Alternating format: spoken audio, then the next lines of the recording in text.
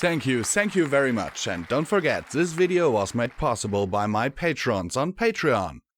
Want to support me? The link is on the screen.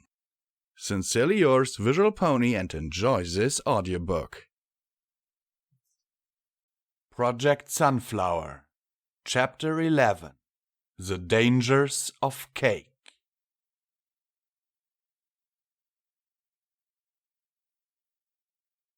The day after the party, Aaron followed pretty much the same routine as the previous day. Wake up early, go for a run before most of Ponyville even woke up, then return to shower. She helped herself to some breakfast from her saddlebags before she left for work, including the now slightly stale but still delicious sandwich from the cafe yesterday, a couple of apples, and a generous portion of cake. Having cake for breakfast made her smile as she thoroughly connected with her inner 8-year-old. As she was packing up her saddlebags, the jingling pouch of bits reminded her that she had intended to compare the real equestrian bits with the fakes she had been given. She pulled the pouch of golden coins out of the drawer in her room and spilled a few of them on the table. Then she took a few of her hard-earned equestrian bits out and laid them side by side. The first thing that became obvious was that the equestrian coins weren't gold. Or at least not pure gold. Aaron had no idea. They could be brass for all she knew of metallurgy. Or perhaps there was some mystery element found only in Equestria. The bits she had earned yesterday were bright golden in color, similar to the gold coins from Earth, but slightly paler. They were also lighter, she decided after hefting a few. She didn't have a scale, so she wasn't sure by how much, but they definitely weighed no more than half as much as the similar volume of the pure gold coins she had received from the harmonics team. The bits were plain, with a slightly raised ridge going around the edge. Her gold coins were just flat. Still, if gold was rare in Equestria, maybe they still had value. Perhaps she could sell them or trade them for real bits. She decided to keep her eye open for a money changer or a bank or something, and to maybe ask a few casual questions to find out if gold was worth anything at all. With that, she scooped up the bits and put them away, the equestrian ones back in her pouch in the saddlebags, and the Earth ones back in their drawer. She belted her saddlebags on, cinching them tight with her teeth, and trotted out the door. It was another beautiful day in Ponyville, though a bit on the chilly side. Her earlier exercise had warmed her, but now she felt a little chill from her still slightly damp mane and tail. She'd have to make sure to dry more thoroughly in the future. Still, in spite of that, she was happy, going to a shop she liked in a town that was rapidly growing on her. The thought occurred to her for the first time that, maybe once her mission was over and humanity started migrating, she should get her own house here. Of course, she was planning on returning to her human form, but hopefully the ponies here would be just as welcoming to her then as they were now. The idea of owning a small cottage near Ponyville, like Fluttershy's, had a massive appeal to her, and she couldn't help the goofy smile that spread across her muzzle. She knew that being welcomed as a hominid wasn't a sure thing though. But she had reason to be optimistic. Ponies welcomed dragons after all, and there had been hints of other intelligent creatures that the ponies dealt with. Surely they could accept humans as just one more species. It was while pondering that idea that she suddenly had a realization that stopped her in her tracks for a moment. If she was going to move to Ponyville after the human migration, that would require telling her new friends about what she had been up to, and that she wasn't really a pony after all. She frowned slightly at that. How would Applejack feel when she realized that her new friend, as casual as their acquaintance currently was, turned out to be a spy? An alien spy from an entirely different world? For that matter, how would Rainbow Dash, or Twilight Sparkle, or Pinkie Pie react? All of them had been so kind to her. Would they accept her as a human? Would they continue to be friends once she revealed her purpose for coming here? She hated to admit it, but she didn't think it was too likely. She tried to put herself in their shoes. How would she feel if an alien had befriended her in order to gain the information it needed to invade her planet? Would the alien's desperate situation make any difference to the feelings of betrayal she would be sure to feel? Maybe, she admitted, but probably not enough of a difference to ever trust that alien again. Especially if the aliens came in with guns blazing, or making outrageous demands and pushing the locals around. The thought of it made her miserably sad as she resumed walking to the FedEx office, the spring entirely gone from her step. Maybe she could simply not tell her equestrian friends. Sunflower would just disappear, and suddenly there would be a human named Aaron.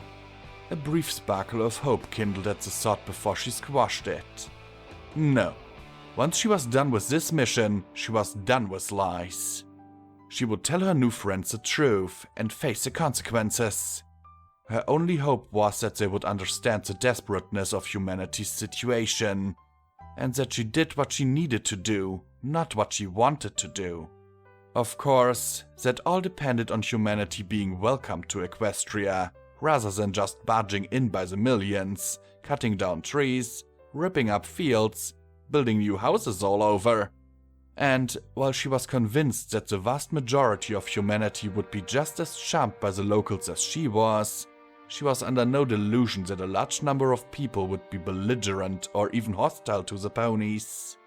That thought made her incredibly sad. Though the one good thing was that it may not be a permanent move. Humanity might come here in the billions, but if they brought the harmonics equipment with them, then there was no reason that another world, an unoccupied one that would support humanity's multitudes, could be found in a year or two. The only reason that there was any interest in Equestria right now was that there were currently no other options. With that in mind, she felt her resolve to find a way to make this transition as smooth as possible well up within her. She would do everything she could to open diplomatic relations before humanity came in. She would find a way for humans and ponies to get along peacefully with one another. She would figure out ways to minimize the damage that having that many creatures suddenly appear would do to the equestrian environment. Somehow. She sighed, then glanced up and found herself in an unfamiliar location. Glancing around in confusion, she realized that she had walked right past the FedEx office without even noticing. Giving herself a mental kick in the rear for being so out of it, she turned and walked back to the office. The door was locked, and Erin realized that she must be a little early. However, she could see someone moving around in the background, so she gave a quick knock. The figure moved to the door and opened it. To Erin's surprise, it wasn't Mr. Parcel, but instead a young stallion with a dark grey coat and a short black mane. Hi. We're not open yet. Can you come back in about 20 minutes? The stallion in the doorway said. He started closing the door without waiting for her to reply, so Erin quickly wedged a hoof in the door. I'm not actually a customer, she said. I started working here yesterday. Oh, the stallion said, breaking into a smile. You're Sunflower. Yeah, Speedy was just telling me about you. Wow, you're early. Really? Yeah, our last employee usually didn't show up until at least a half hour after we opened. I'm lucky, by the way. He turned and held the door open for Erin, who walked into the office. As he did so, Erin made out the 3 4-leaf clovers that made up his cutie mark. She wondered which came first, the cutie mark or the name. Nice to meet you, Lucky, she said as she made her way inside. Likewise. Let's get you suited up and start getting caught up on those deliveries. Mr. Parcel, working in the back room, was also surprised to see her, Erin noted. She felt a mild curiosity over who this last employee was, that her just showing up for work a few minutes early would cause such excitement. A few minutes later, she had her uniform on, her oversized delivery saddlebags on, and was heading out the door.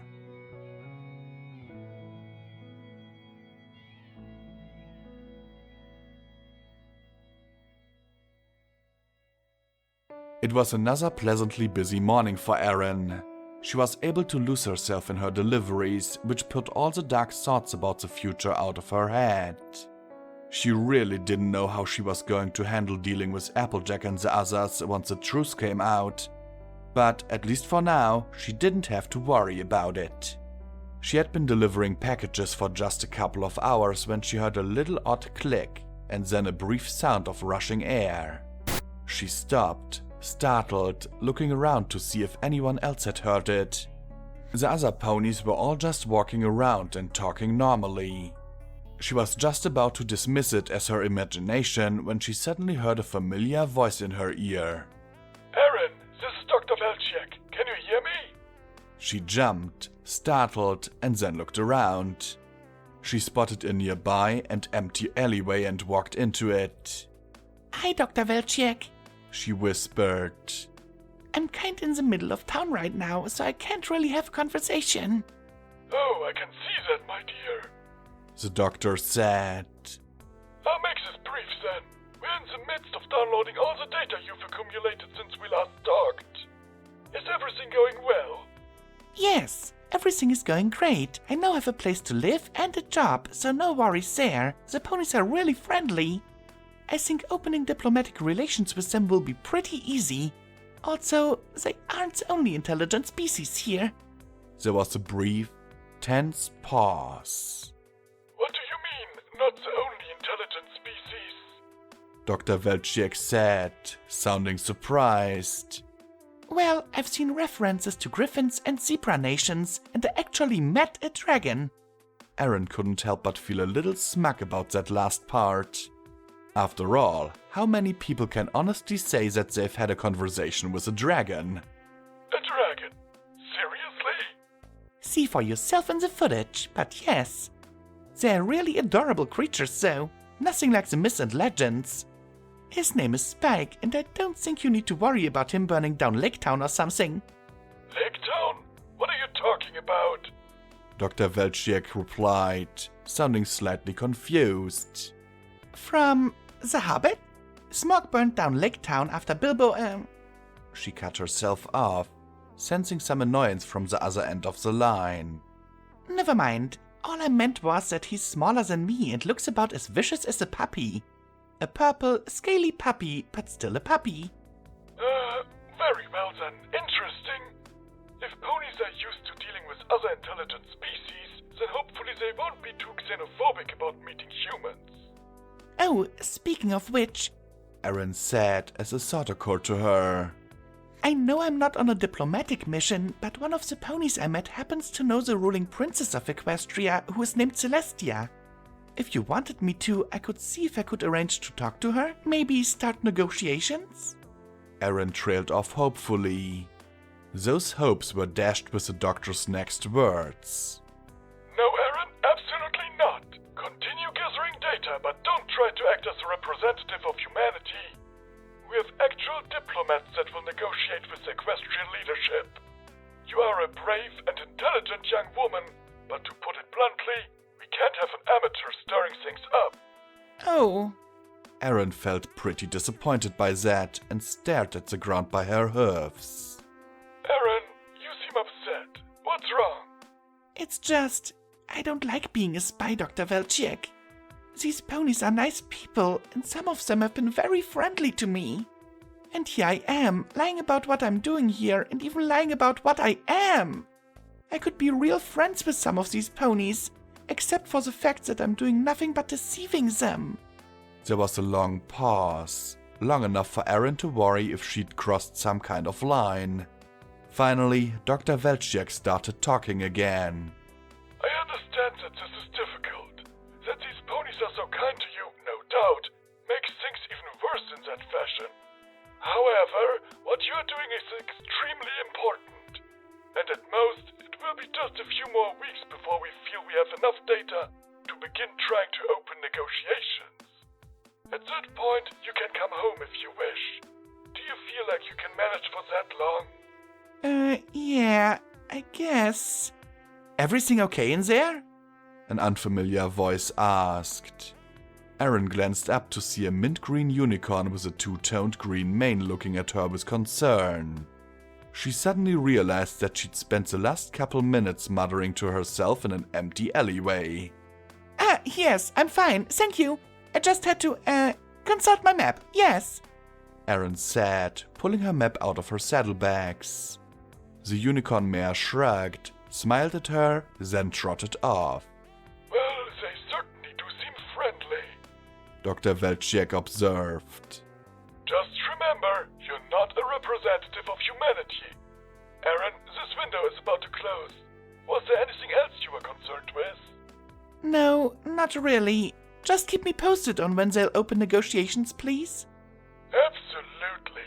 Nice to see you doing well, Aaron. Take care! And with that, there was another crackling noise and Dr. Welchiek was gone.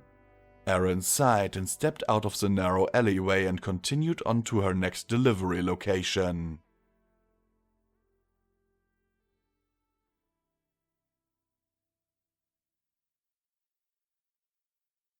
Erin munched disconsolately on her dandelion salad in the cafe Cartier. When Mr. Parslet let her off for her lunch break, she had swung by the market square to see Applejack.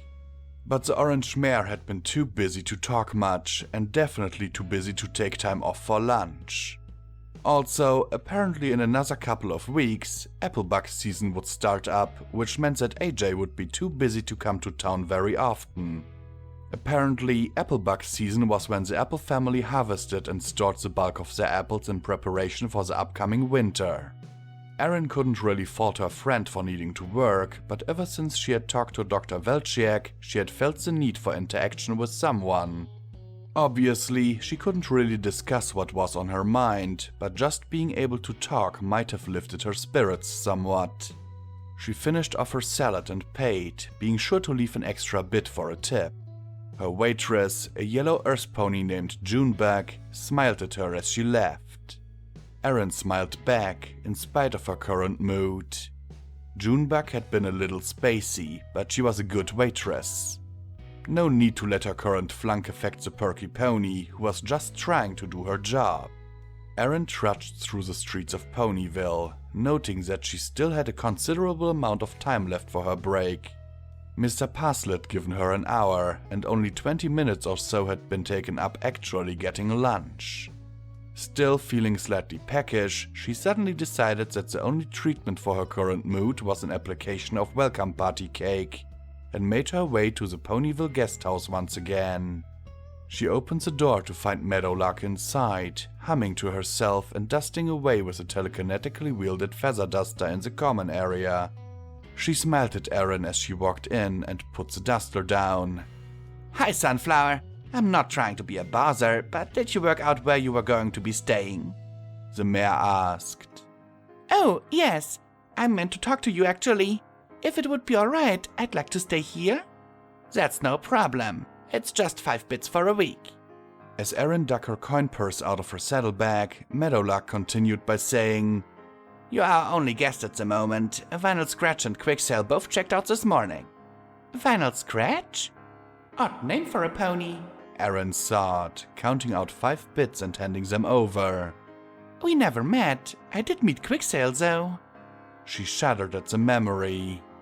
Yes, him. Meadowlark frowned. Then she smiled and said, Changing the subject, have you met my daughter? Daughter? Erin looked back into the common room and saw a small filly curled up on the couch. She was gold-colored with a dark red mane and was looking at her with quite serious pale green eyes. Oh, no, I don't think we have. Marigold, this is Sunflower. She's a guest. Sunflower, this is my daughter Marigold. Hi. The filly said, expressionless. It's nice to meet you, Marigold. Erin said, smiling. The filly was simply too adorable. A thought struck her and she whispered to Meadowlark, Say, would it be okay if I gave her some cake? Pinkie Pie threw a welcome party for me yesterday and she gave me tons to take home.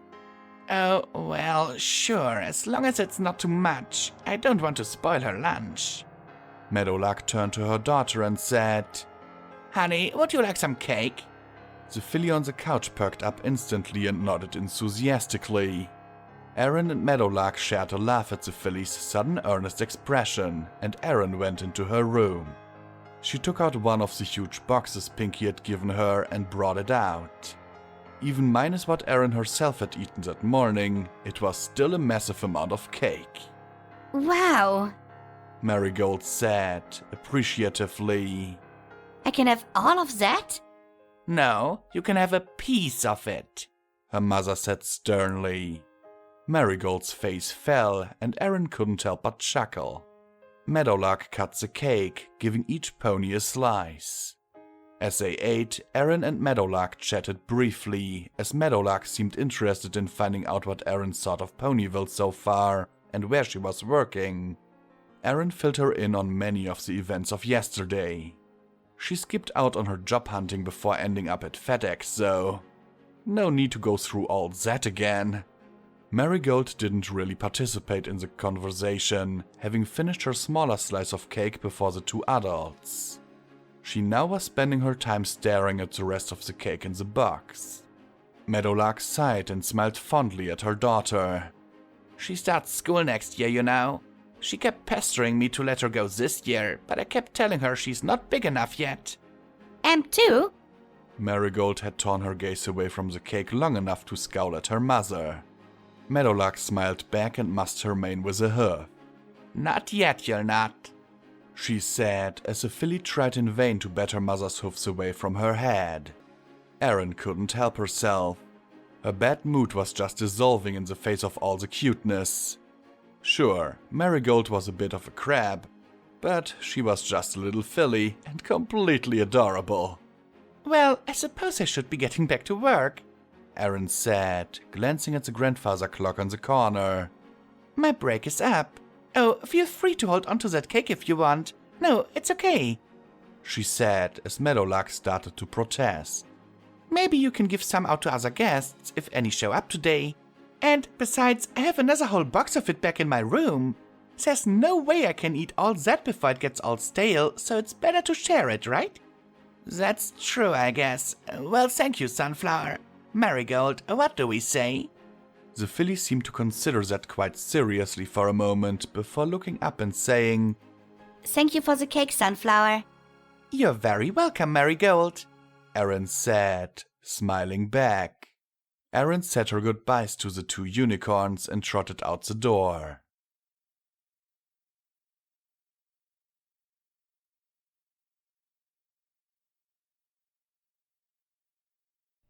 The rest of the day went smoother. Erin knew she'd have to deal with things eventually, but for now she was happy just doing her job and enjoying the weather. Even carting packages around wasn't so bad. The exercise tired her out, but in a good way. That made her feel pleasantly warm. The breeze blowing through Ponyville kept her from getting too warm. She didn't see Lucky around at all, and Mr. Parcel explained that it was his job to take the cart out and make deliveries all around the outskirts of Ponyville. Apparently, most of the surrounding area was farmland, with ponies living, in some cases, miles away. And once we get caught up with in-town deliveries, Mr. Parcel told her, I'll have you join him. I have a second cart after all, and that's where a good chunk of our backlog is. Oh, I thought I was getting caught up, but I guess not. Oh, don't get me wrong, darling. You're doing a bang-up job, the older stallion told her. You've got our backlog down considerably, but the hardest deliveries are the ones way out there in the countryside. Oh, I see, Erin said, and since there didn't seem like much more to say, she loaded back up and trotted back out again. The day went by quickly after that, and before she knew it, it was time to take off the uniform and head out for the day. She asked Mr. Parcel if it was alright to take the uniform home so she could wash it, and the elderly stallion gave his enthusiastic approval. With some difficulty, Erin managed to wedge the bulky uniform coat into her saddlebag. She stepped outside the FedEx office, noting that the sun was already getting close to setting. On a whim, she decided to drop by the library and see if she could borrow some books, then realized, with a start, that she had never even started on the history of Ponyville book she'd borrowed the other night. She gave a mental shrug and decided to try it anyway. Twilight Sparkle greeted her warmly at the entrance to the Books and Branches library. Aaron explained that she was hoping to check out a couple more books, asking if there were any that talked about the Griffins or the Zebra Kingdoms. Twilight came back quickly with a pair of books, which Aaron stashed away in her saddlebags. Twilight apologized about not inviting her in for tea again, but apparently she had a research project that was taking up a lot of her time. Aaron smiled and said that it was perfectly fine. She wanted to get into reading that night anyway. Having made that determination, Aaron trotted back to the guest house. She didn't bother going inside at first, instead stripping off her saddlebags out back and taking her uniform coat out. Giving it a sniff, she flinched back. Yes, 2 days worth of sweating into it, and it was definitely getting a little ripe. Not to mention, who knew whenever it had been washed before she tried it on the first time? Aaron suddenly regretted not insisting on washing it before wearing it. What if she had gotten fleas? Could ponies even get fleas? She stomped in frustration. She was supposed to be a pony, and here she was, not even sure if she could get fleas or not. She pumped some water into the tub and scrubbed the jacket out thoroughly, then wrung it. She hung it up on the line to dry overnight and then trotted in through the back door of the guest house. Maybe one last slice of cake before starting these books, she thought as she opened the door to her room. Then she froze, locking gazes with an intruder. A gold-coated, red-maned intruder with a guilty look on her face, an open cake box in front of her, and cake smeared generously all over her face. The little filly even had managed to get some of the frosting in her mane. Aaron couldn't help it. Her back legs gave out and her rump crashed to the floor as she started laughing. The indignant and yet still embarrassed look on the filly's face didn't help, making her laugh even harder. Finally, she wound down. Ribs aching, she stood back up and looked at the shamefaced filly. You know that you shouldn't go into other ponies' rooms, right, Marigold? She asked. Marigold mumbled, looking at her hooves. And? Aaron prompted. The filly looked confused for a moment, then blinked in understanding. And I shouldn't take things that aren't mine? Yes, very good. And And I'm sorry? Pale green eyes on the verge of tears looked up at Aaron from over a quivering lower lip. Aaron's defenses melted in an instant. Okay, I'll tell you what, Marigold. You promise to never come into some pony else's room without permission again, and I'll accept your apology. And I won't even tell your mom, because I'm nice that way. Do you promise? I promise. Thanks, Sunflower. The filly said, hugging Aaron's leg somewhat stickily before running off. Aaron smiled, thinking that at least she had made another friend today. Then she regarded the remains of the cake. The filly had disdained the rest of the pastries, leaving cookies, cupcakes, and a single turnover behind, but had made a brave attempt at eating as much cake as humanly, ponyly, possible. She had just started cleaning up when the commotion from the manager's apartment started. Aaron winced as she recognized the angry mom voice, which was apparently the same in every dimension. Oh, I really should have told her to clean off her face before she went upstairs.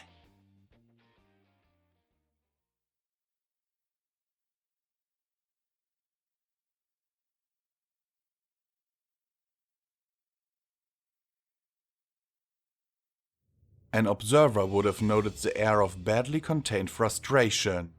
They may have also noted the small black shape in the center of the shifting, roiling shadows.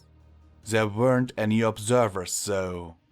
There hadn't been for centuries. The drone slipped through the entity's grasp once again, and it barely caught it before it hit the ground. There was a low, growling sound which cut off suddenly. Carefully, almost delicately, the entity placed the drone into the furthest corner of the cave, then backed away. Only when it had retreated as far away from the drone as it could did it act, thrashing about wildly and howling with a voice that echoed and harmonized oddly with itself. The entity vented its spleen as fully as it could, lashing out at the walls of its prison and cursing in languages long dead and forgot. Spectral limbs smashed walls and floors, leaving not so much as a mark. However, even in its madness, it was careful to keep away from the corner where the solitary drone lay, completely dormant. The entity finally slowed to a halt. Most creatures, after such a display, would have been short of breath, but there was no sound of breathing. There was no sound at all. Until, with a scream of purest rage, the shadows threw itself towards the entrance to the cave. As it impacted the magical barrier, the scream of rage mixed with a howl of pain as the entity was thrown back in a flash of golden magic. It hurled itself at the door to its prison, still raging, again and again. And every time it did, the shield at the door would flash golden, and the shadows would be thrown back. Each time it threw itself at the entrance, with the outside so tauntingly near, a little more rage faded from its voice, replaced more and more with agony. A last attempt and it gave up, retreating back to the darkness, whimpering with the memory of the pain. Then it slept, or came as close as it ever could to sleeping. Days passed, and finally the entity felt in control of itself once again. It made its way to the darkened corner of the cave, and once again picked up the drone.